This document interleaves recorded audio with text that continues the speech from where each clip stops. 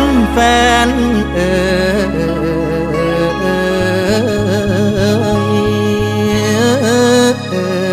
ยแล้วหัวหน้าดอนตอนย้ำแรงนั่งไต่ห่มกกสะแบงบัดลมแรงได้พัดผ่านไว้แน่หนอแนมลงทงความกันดานลมหัวกุดพัดไงกุ้มดินเป็นปุ่มให้สายตา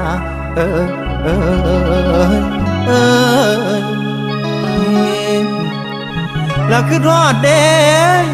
คือทอดแฟนผู้ขาผู้ลาทินเดอดินดอนจากนาดอนเขาเมืองกรุงบนพุ่งเฮืองอยู่เมืองป่าแล้วลืมเพียงนาแล้วบ่น้องลืมหน้าน้องแล้วสันติลืมแล้วบ่ตั้งแต่กี้เฮา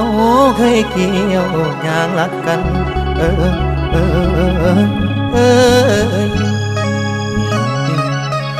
เราไปทันว่าหนาวสะบันหนาวจนสั่นขึ้นนอนนาแล้วตกเดึกมาสนุดังได้นั่งฟังอยู่เคียงนอน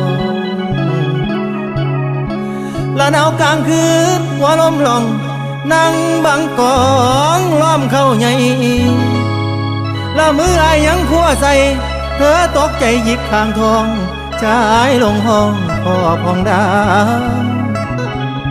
แล้วล้อมข้าวเหนียวข้าวเจ้าม้วนสาวเบาพากันตีน้องผู้อีเข้าสนุกคือสัตว์เพียงเสียงข้างโอยแล้วเด็กลมโชยแห่งหนาวจันเธอกับฉันยังยิ้มใสผู้เท่านั่งพิงไฟม้วนหมู่สาวเบาเที่ยวแซวเจ้าแม่ยานาว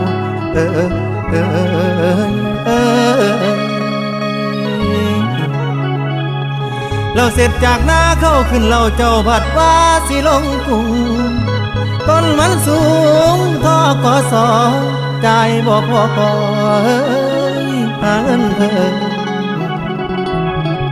เราลืมความเดิมละบ่น้อง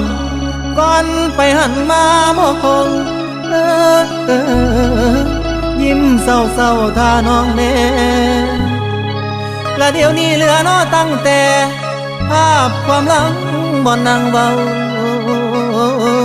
วันใดเจ้าสิอวยมาหรือไปลงไฟสองจาเป็นสาวสายอยู่ในกรุงลืมผ้าถุงแพร่ลายเจ้าเปลี่ยนใจละบ่นอลาชายยังพอได้ยังท่าใกล้สิฮอดพฤษภาเบิดลมแรงฝนสิอวยเราฝากสายลมบอกน้องด้วยให้มาช่วยพอหุดหน้าสัญญารอ